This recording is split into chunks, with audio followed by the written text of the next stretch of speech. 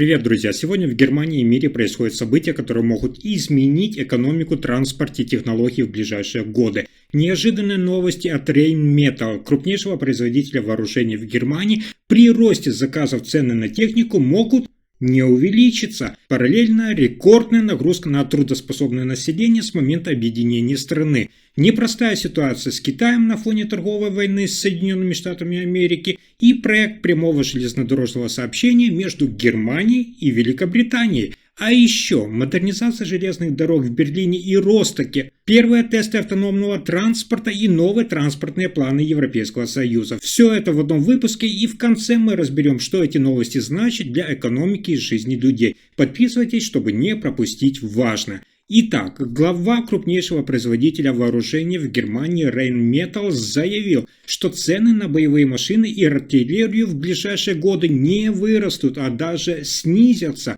В условиях роста оборонных заказов и военной нагрузки появился неожиданный позитивный тренд. Благодаря автоматизации и масштабированию производства себестоимость техники сокращается. Менеджмент компании подчеркнул, несмотря на увеличение спроса, особенно на танки, бронетранспортеры и артиллерию, покупатели государства не столкнутся с дополнительными расходами. При этом стоимость боеприпасов уже заметно упала. За последние 3 года производственные мощности в этой области увеличены в 10 раз, что ясно отражается и на ценах. Для адаптации к новому потоку заказов корпорация активно расширяет производство, рассматривает возможности инвестиций в морские технологии и военные беспилотники. Ожидается, что общий объем заказа может достичь сотен миллиардов евро в ближайшие месяцы, а сама компания уверена, что выполняет свои обязательства и оправдывает ожидания заказчиков.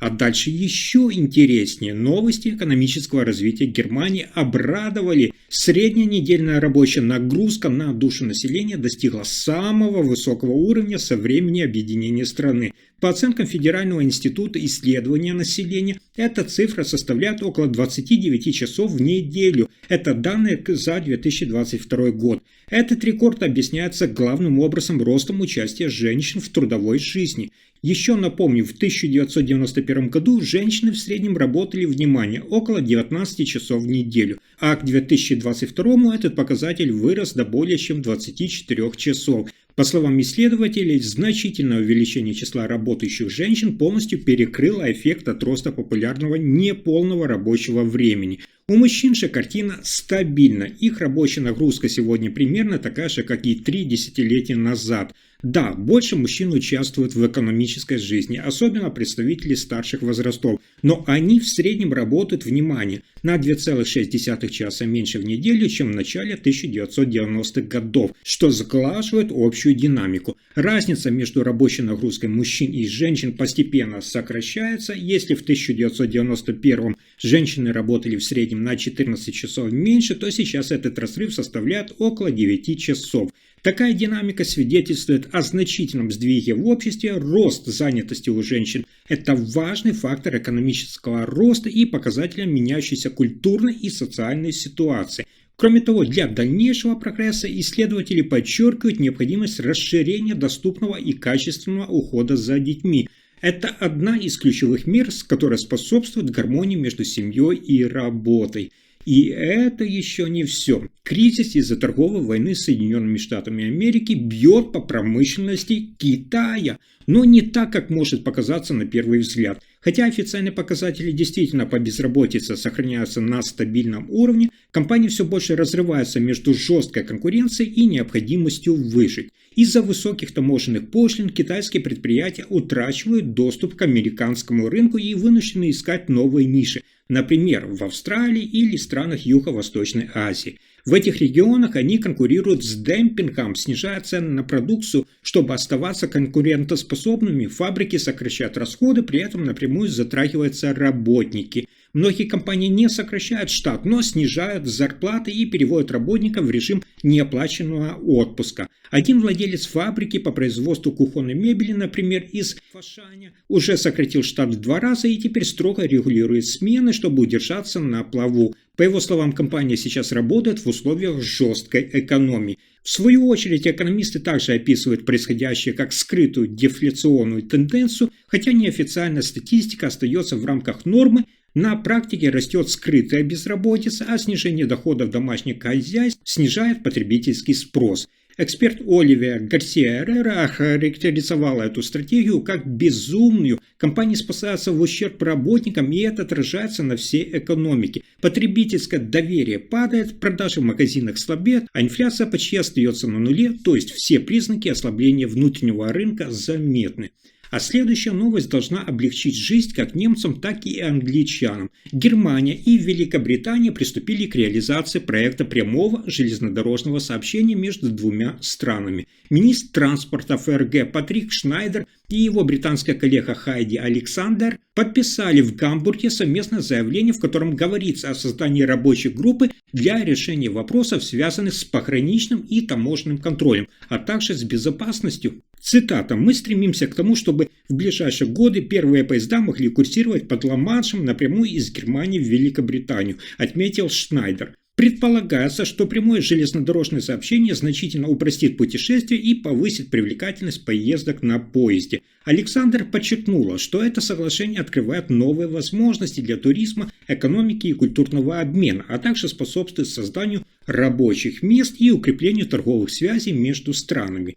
Ранее, напомню, Deutsche Bahn совместно с Евростат анонсировали планы по запуску прямых поездов между Германией и Лондоном в начале 2030-х годов. Ожидается, что новые поезда смогут преодолевать расстояние за 5 часов, а Евростар планирует приобрести до 50 новых составов на сумму около 2 миллиардов евро. Однако для реализации проекта необходимо решить технические, юридические и операционные вопросы, включая получение разрешений для нескольких стран, соблюдение требований той же безопасности в туннеле и организацию пограничного контроля. Введение прямого железнодорожного сообщения между Германией и Великобританией является частью более широких усилий по расширению международного железнодорожного сообщения, поскольку растет спрос на такие перевозки. Уже существуют новые прямые маршруты, такие как между Берлином и Парижем, а также планируется маршрут из Мюнхена в Милан и Рим.